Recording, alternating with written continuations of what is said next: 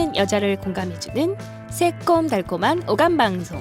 존재로 공감받고 싶은 엄마이자 여자인 우리. 행복한 삶을 위해 꿈을 응원하는 행복한 코나와 친절한 루시아의 엄마도 여자다. 안녕하세요. 안녕하세요. 저번 시간에 이어서 여자 영화를 말하다 라는 책을 가지고 이야기를 나누겠습니다. 네, 이봄 작가님. 네, 이봄 작가님. 네, 이름이 되게 참 친근하죠? 예쁘신데요. 그쵸. 네. 저번에 각 챕터를 잠깐 소개를 시켜드렸는데 1장에 보면은 결혼이라는 줄을 타는 여자들 하는 챕터 안에서 결혼을 줄을 탄다고 생각해요. 표현을. 아이도 키워야 되고 내 삶도 살아야 되고 남편과 같이 뭐 교류도 하고 가정도 이루어야 되니까 줄타기라고 표현할 수도 있을 것 같아요. 맞아요. 그 영화 중에 매기스 플랜이라는 영화가 있어요. 네. 그게 2017년 1월 개봉된 건데요. 네. 그 멜로그 로맨스 영화예요. 결혼이니까. 네. 감독은 레베카 밀러라는 분이 하셨고요. 그 배우들은 여기에서 이제 매기 역할을 하고 있는 분이 그레타 거윅이고, 그다음에 이제 남편 역할을 하고 있는 에단 호크, 그다음에 이 남편의 전처. 네. 삼각관계가 나오네요. 조젯이라는 역할을 하신 줄리안 무어, 이 배우들이 나왔는데, 이 맥이라는 여자는 아이는 갖고 싶지만 결혼을 원치 않는 뉴요커예요. 그런 분들 있죠. 네, 아이는 갖고 싶은데 결혼하고 싶지 않다. 네. 근데 이제 이렇게 살다가 소설가를 꿈꾸는 어른아이 같은 대학 교수 그 존을 우연히 만나게 됩니다. 소설가가 꾸민 어른아이 같은 남자. 그렇죠. 근데 이제 이 둘은 만나서 그 매기가 존을 되게 많이 이해하고 그다음에 소설을 사랑해주는 그런 매기를 보는 순간 이제 불같은 사랑에 빠진 거죠. 그 소설에 관심을 가져주니까 더 빠질 수밖에 없겠네요. 네. 그런데 여기 내용이 매기스 플랜 보신 분은 아시겠지만 이 존이라는 사람이 유부남이었어요. 그때 만났을 때가? 네네.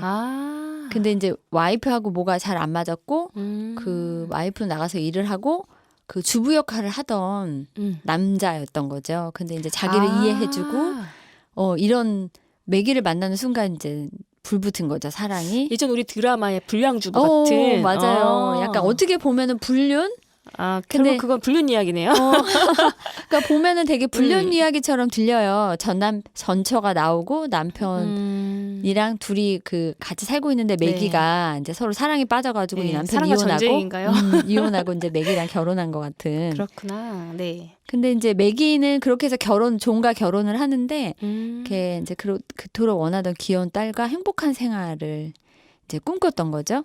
다시 결혼해서 딸이 있는 건가요? 이제 매기와 존 사이에 딸이 나온 거죠. 네. 근데 이제 존은 귀여운 딸도 생겼고 남편도 생겼으니까 이제 행복한 삶을 꿈꿨는데 뭐 시간이 지날수록 존이 이제 변해가는 거예요.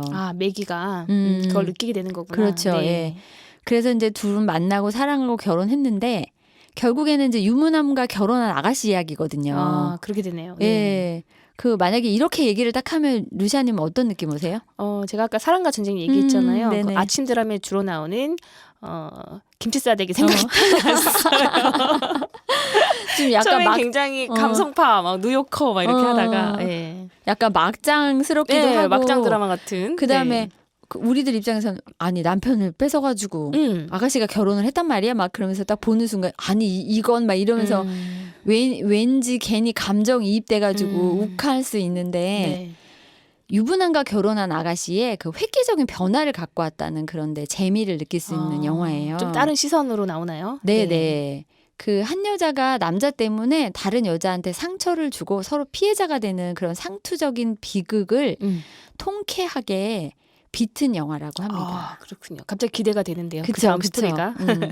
그래서 그 매기와 결혼한 남편은 이제 소설가가 꿈이었다 그랬잖아요. 네. 그래서 글을 쓴다는 핑계로 그 몇 년째 가사와 육아 이런 거를 다 매기한테 맡기는 거죠. 그래서 집에서 호나나 까딱하지 않는 그런 모습으로 변해가요. 그 전에 불량주부 살았던 그 서러움을 매기한테 풀었군요. 네. 그래서 매기는 어떤 상황까지 되냐면 전처의 아이를 만나는 날까지도 챙겨줘요. 남편이 전처와의 아이가 있어요. 그때도 아이가 있었구나. 네, 네. 근데 이제 그 아이를 만나는 그런 날짜까지 챙기면서 그러다 보니까 이제 내 삶은 무엇인가라고 오겠죠. 회의감이 왔겠군요. 그렇죠. 네. 그래서 이제 그런 삶에서 벗어나고 싶은 생각이 들었던 시기에 근데 이제 전처가 누군지는 알았으니까 그 전처가 신간 책을 쓰고 나서 신간 발표회가 있다는 소식을 알게 됐는데요. 전처도 작가였나요? 작가는 아니고 교수 뭐 이랬던 것 같은데 그 남편과의 힘듦을 책으로 써가지고 네.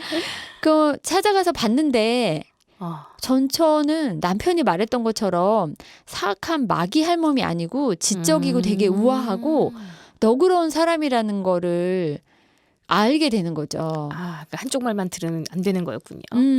근데 또 보니까 전처는 또 남편이랑 그 존이랑 같이 살고 싶어하는 마음 있어 해요. 아직까지도 그런 마음이 있다는 걸 매기가 알게 되는군요. 네. 그래서 매기가 어떻게 하냐면 남편을 전처에게 보내기 위한 플랜을 시작합니다. 그래서 제목이 매기스 플랜이에요. 영화의 제목에 그 플랜이 그 플랜이군요. 네.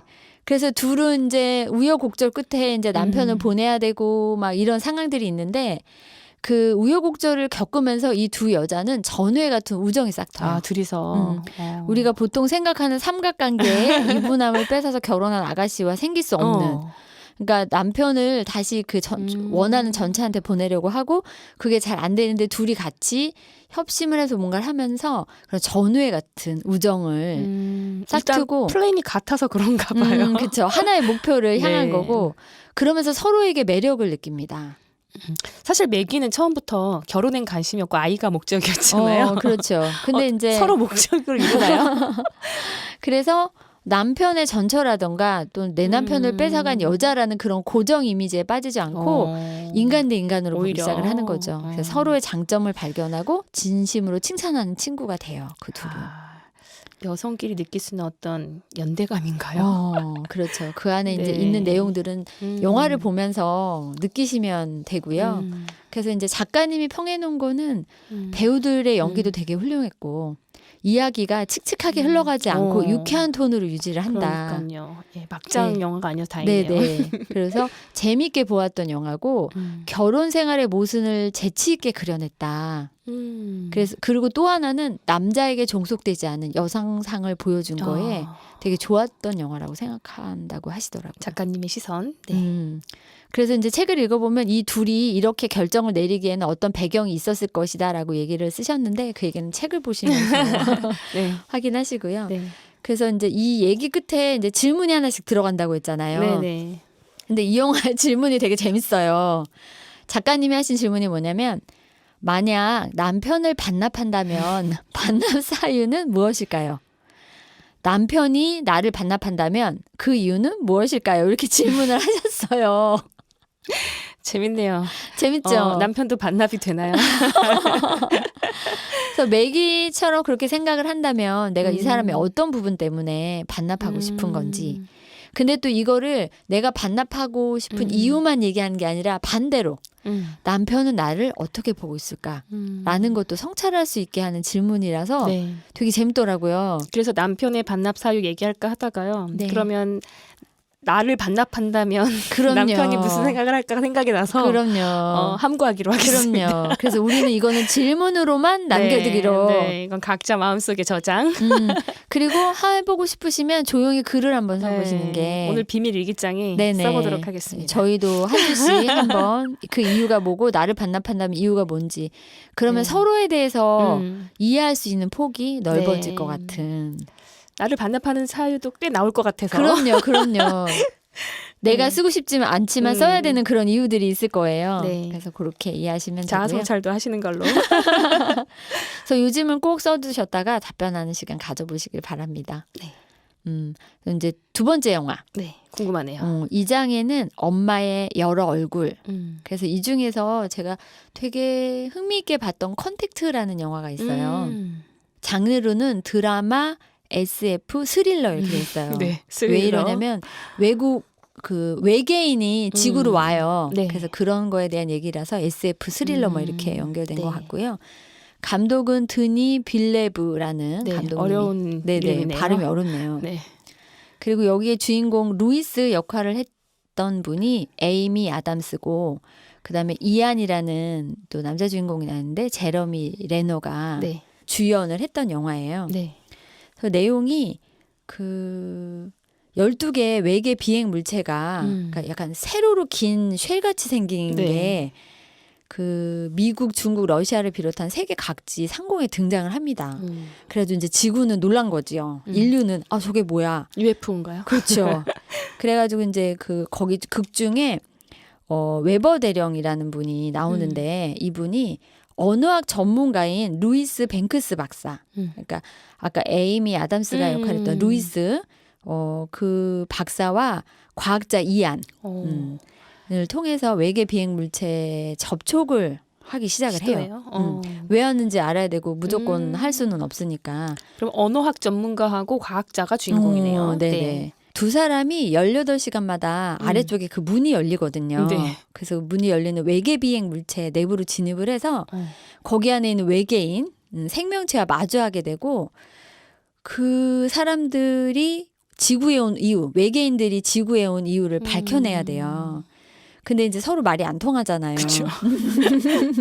외계인이니까. 네. 그래서 이제 언어학자를 부른 이유가 그건 것 같아요. 그래서 이제 루이스가 외계인이 보내는 신호를 해독하고 이제 그들이 지구에 온 이유를 알아내는 임무를 이제 수행하기 위해서 외계인들을 만납니다. 네. 근데 이제 말이 안 통하니까 외계인들한테 영어를 가르쳐요. 그리고 그들의 언어를 이제 체득하는 과정에서 네.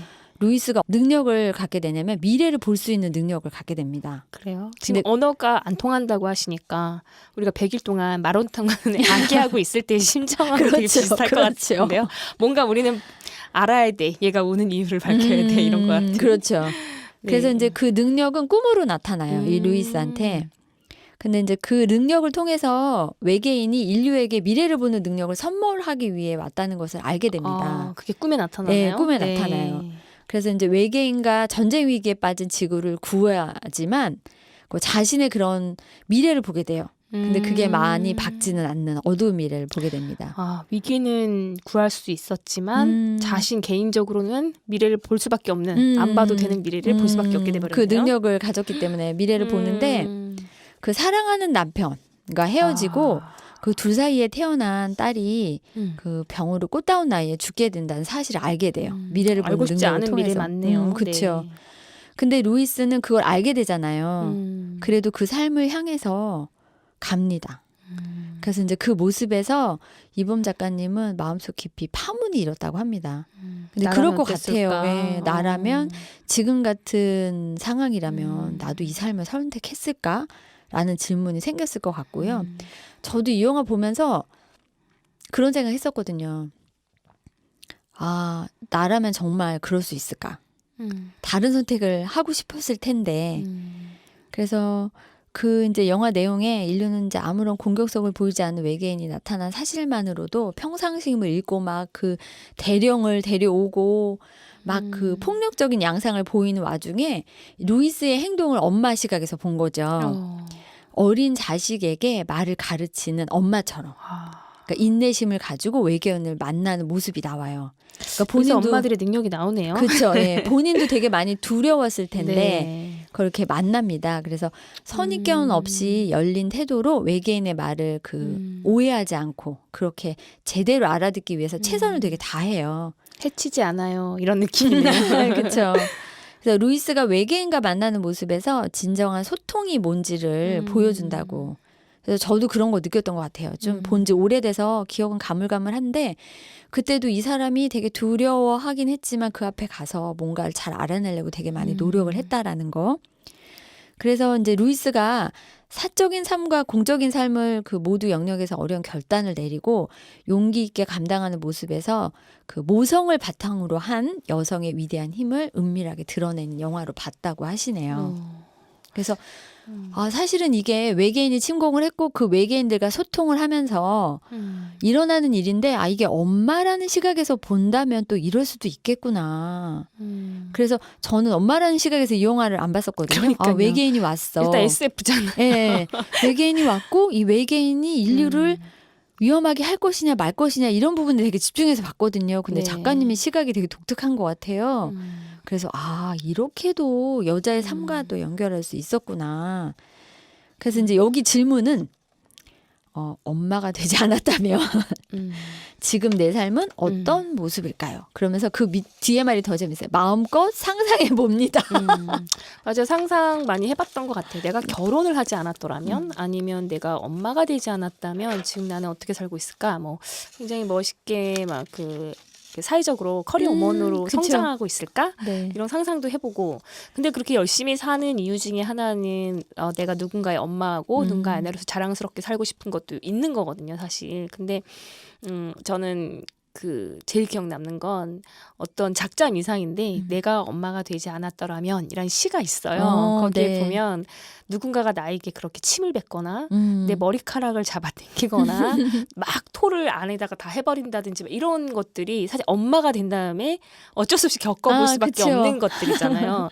내가 그러지 않았다면 뭐 옷에 바풀을 묻히고 밖에 나가지도 않았을 거고 막 고무줄로 머리를 지끈 묶고 그냥 아이를 돌보는 거에만 너무 이렇게 익숙해져가지고 자신을 돌보지 않는 상황을 엄마가 돼서 겪는 이가 많고 저도 갑자기 뭐 아이가 저한테 다 토해가지고 그런 아픈 애 막 들쳐안고 그쵸. 응급실 달려간 적도 있고 그게 내가 엄마가 아니고 그냥 여자였으면 그 힘이 나왔을까? 이 생각도 들 때가 있었어요. 그렇죠.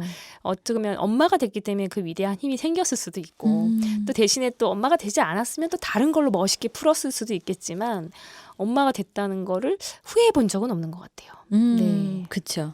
그만큼의 선물이 있으니까. 맞아요, 맞아요. 우리한테 다가온 선물들이 더 많죠. 맞아요.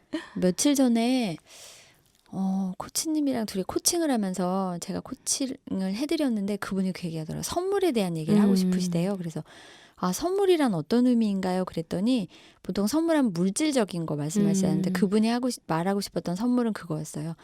내 주변 사람들한테서 받는 이런 감정적인 것도 다 선물이고 그 딸아이를 학원을 데려다주고 데려오면서 그 같이 지내는 그 시간도 선물 같다.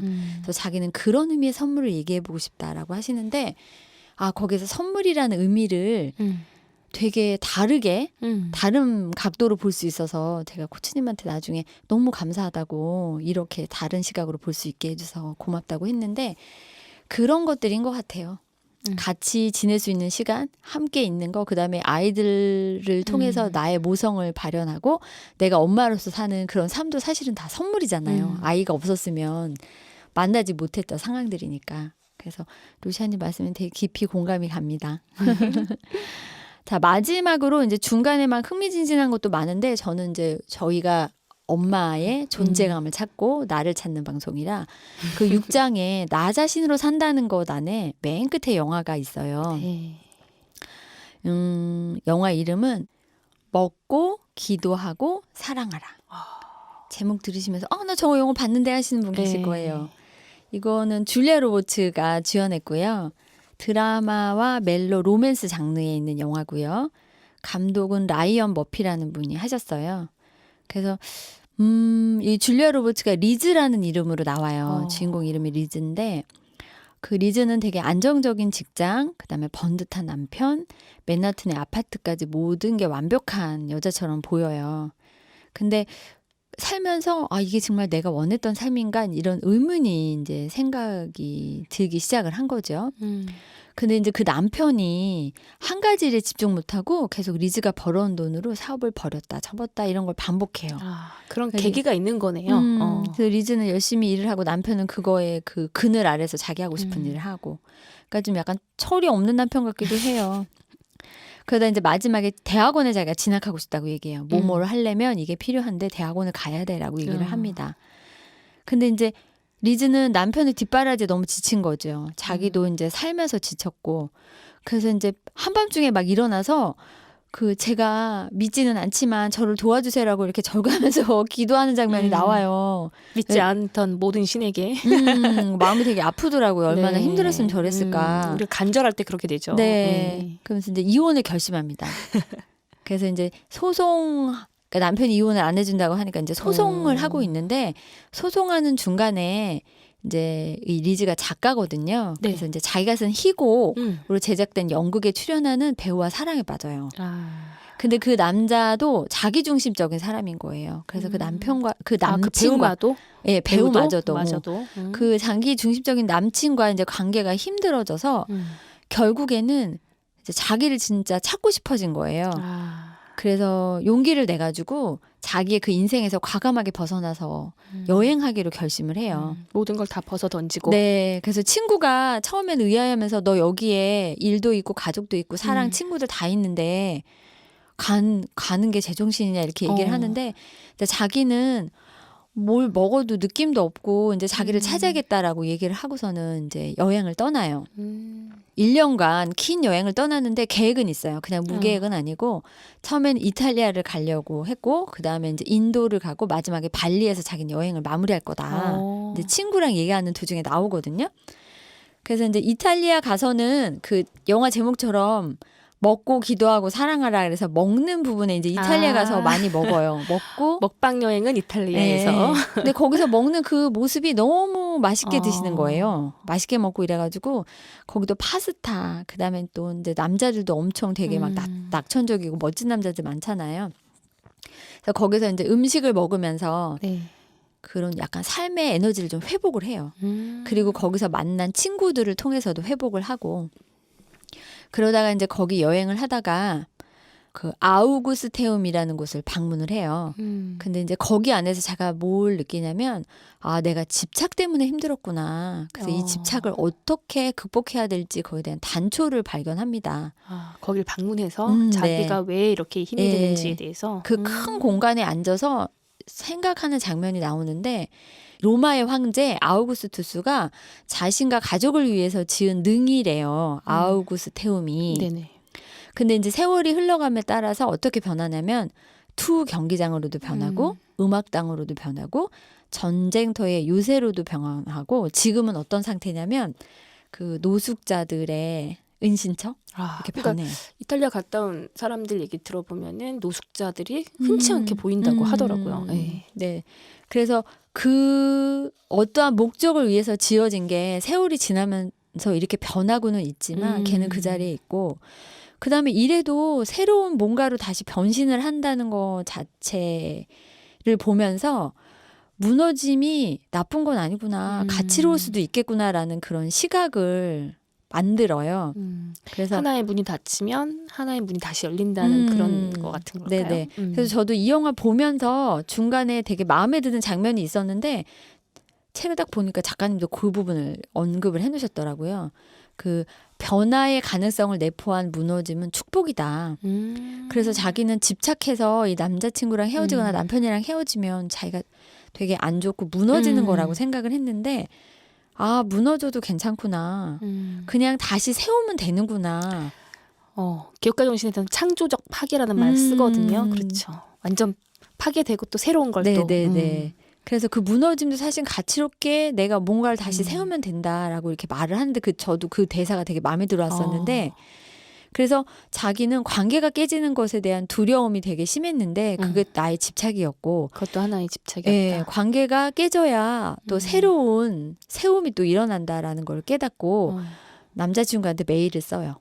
그때 깨달음을 얻고 그 바로. 남친이 사실은 떠날 때 무슨 말을 하냐면 너랑 나랑 이렇게 힘들지만 우리 한번 살아보자. 힘들지만 살아보자. 막 그런 얘기를 했는데 그 리즈는 이제 여행을 떠나고 남친한테는 계속 연락을 하고 있었던 것 같아요. 그래서 연락이 뜸했지 하면서 메일을 쓰는데 거기에 이런 얘기를 써요. 우리가 헤어져서 다시 새로운 인생을 살 수도 있고 나는 나의 집착에 대한 이런 거를 알아냈다 해서 우리는 같이 안 사는 게 좋다라고 해서 마지막에 이렇게 딱 보내기를 딱 누르면서 이렇게 찹찹해하는 그 표정이 있거든요. 뭔가 그래도 뭔가 아쉬움이 있었나 그쵸, 봐요. 아쉬움이 있죠. 자기에 대해서 발견하긴 했지만 그래도 사랑했던 사람이고 외롭게 혼자 되는 거잖아요. 떠나보내는 거니까. 떨어져 있긴 하지만 그래도 남친이 같이 살아보자라고 얘기는 했었는데 본인 스스로가 아니야. 우리는 헤어지는 게 맞아라고 자기가 이제 끊어내는 거잖아요. 그 표정에서는 되게 여러 가지가 느껴졌어요. 복합적인. 외롭다라는 느낌도 들었고 그다음에 내가 이런 집착을 이제 끊어내고 행복했구나라는 느낌도 들었고 그래서 시원섭섭한 마음이었겠네요. 네. 맞아요. 근데 이제 이탈리아에서 만난 친구들이랑 막 밥을 먹는 장면에서 친구가 뭐라고 물어보냐면 너 주제는 뭐냐라는 질문을 해요. 아, 여행에 온 이유는 뭐 이런 건가? 너는 네. 도대체 어떤 사람이냐라고 물어보는 거죠. 그랬더니 너는 누구냐? 뭐 이런 거냐? 돈 대체 너는 누군데라는 걸 이런 식으로 이제 얘기를 해서 물어보는 거죠. 근데 이제 자기의 집착이 뭐냐면 그 남편이랑 결혼해서 살 때도 자기가 뭘 느꼈냐면 사랑만 하면 자기 자신을 잊어버린다는 그것 때문에 힘들어했었던 거거든요. 자신에 대해서 바라봤을 때. 네. 그래서 뭐라고 얘기를 하냐면 나는 우리 엄마한테 좋은 딸이고 괜찮은 아내였고 뭐 누구누구 애인이고 나는 작가라는 직업을 갖고 있어라고 얘기를 해요. 그랬더니 친구가 또 무슨 말을 하냐면 나는 네 직업을 묻는 게 아니야. 너가 누구냐고 너는 어떤 주제로 살고 있는 거냐고 이 얘기였어라고 하는데 그때 다시 또 뭔가 느껴요. 그래서 내가 이 여행을 하고 있는 목적 뭐 이런 것들을 다시 환기를 합니다. 그래서 이제 거기 떠날 준비를 해요.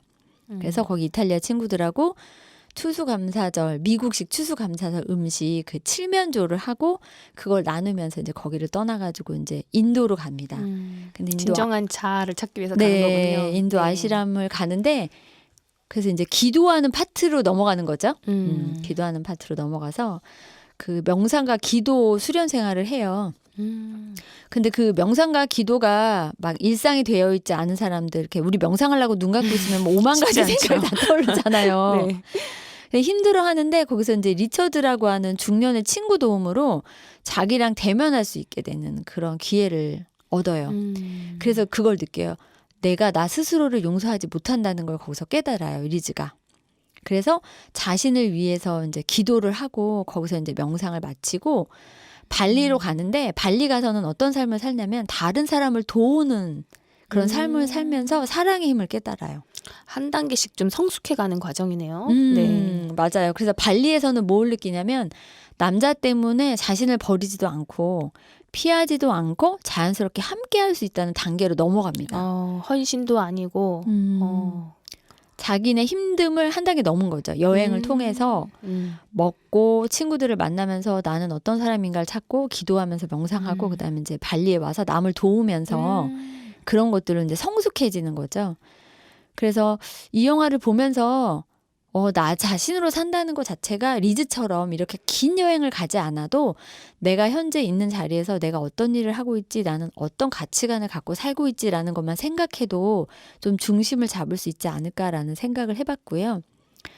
그래서 이제 작가님이 뭐라고 하냐면 그 자신을 극복하기로 결단하고 고안해낸 시간들을 가져봐라. 그래서 어떤 상황 속에도 체념하지 않고 자신을 돌아볼 마음을 낸다면 제가 조금 아까 말했듯이 여행이 아니더라도 나를 찾을 수 있는 기회가 생긴다. 그래서 그런 얘기를 하시는데 마지막으로 이 영화를 왜 선택하셨지라는 이유가 제가 이제 깨달아지면서 이 파트의 이제 마지막 질문 뭐가 나오냐면 꼭 극복하고 싶은 나의 약점은 무엇인가요? 극복을 위한 구체적인 계획을 세워봅시다. 계획까지. 네. 그래서 계획을 어떻게 할 것인지에서 계획 세울 때 보통은 사람들이 한두 가지 하고 말거든요. 근데 계획은 한두 가지 할 때보다 또 뭐가 있지? 또 뭐가 있지? 생각할 때 더 많이 나와요. 계속해서 많이 좀 이렇게 적어보는 것. 그러면서 아주 거대하고 큰 게 아니라 처음에는 거대하고 큰 것부터 적어요. 보통 사람들이 크고 거대해야 된다고 생각하거든요. 근데 거창한 꿈. 네, 계획을 막 처음에는 거창하게 잡아놓는데 왜 우리 습관도 크게 잡아놓으면 잘 못하듯이 계획도 크게 잡으면 바로 진입하기가 힘들잖아요. 근데 또 뭐가 있지? 또 뭐가 있지? 가면 이제 자잘한 것들로 넘어가게 되더라고요. 저 해보니까. 그러면 이제 자잘한 것들 중에서 만만한 거 하나 골라보는 거죠. 내가 뭘 해서 업그레이드를 해가지고 내가 조금 더 이 계획을 구체화시킬 수 있을지를 생각해 보시면 작은 습관을 만들어서 해보는 것처럼 계획 잡은 것도 만만하게 할 수 있는 것부터 먼저 시작해서 해보시면은 훨씬 더 도움이 많이 되실 것 같아요. 한 발짝씩 작게 한번 나가보라는 거네요. 네. 작게 그다음에 쪼개서 너무 한꺼번에 뭉뚱그려 보면 되게 크게 다가오지만 잘게 쪼가놓고 하나씩 한다고 생각하면 그게 되게 쉽게 느껴질 때도 있거든요. 그래서 그렇게 해보시면 어떨까 하는 생각에 먹고 기도하고 사랑하라 이 영화를 꼭 보시기를 추천드려요. 네, 일단 제가 되게 좋아하는 줄리아 로버츠가 나오네요. 저 프리티 우먼에서 진짜 네네. 사랑스러운 연이다 그런 네. 생각을 했었는데 맞아요. 자신을 또 찾아가는 과정을 이렇게 보고 있으면 되게 다른 그 영화 배우보다도 내가 좋아하는 영화 배우도 그렇죠. 나오고 예, 예. 그리고 또 말씀해 주신 것 중에서 자기 자신에 대해서 딱 물어보면 자꾸 우리는 역할로서의 얘기만 하잖아요. 누군가의 뭐 엄마고 누군가 아내고 누군가의 딸이에요. 아니면 어떤 직업을 갖고 있어요. 라는 네, 소개를 네. 많이 하잖아요. 네. 이런 걸 통해서 좀 진정한 내 존재로서의 나, 그 내 가치관과 태도를 찾아보는 것도 좋은 방법일 것 같네요. 네. 그럴 것 같아요. 그래서 책을 읽으면서 되게 성찰도 많이 했고요. 질문에 답을 해보면서 내 인생을 좀 돌아볼 수 있는 그런 기회를 가질 수 있었습니다.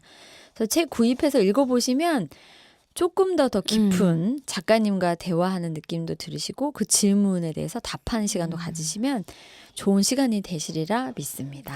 여기서 소개해준 영화 3편 외에도 20편이 또 남아있잖아요. 그렇죠. 이 책 보면서 영화 한 편씩 보면서 또 천천히 읽어보는 재미도 느껴보시기 바랍니다. 네, 그리고 그 영화 보시면서 블로그로 남기시고 내 SNS에 올려보시는 것도 재밌을 것 서평도 같아요. 남기고 영화평도 그렇죠. 남기고 그러면 일석이조네요. 네, 작가님도 되게 기뻐하실 것 같아요. 네. 아, 이 책을 보시고 네. 어떤 분이 하나하나 이걸 보고 계시는구나.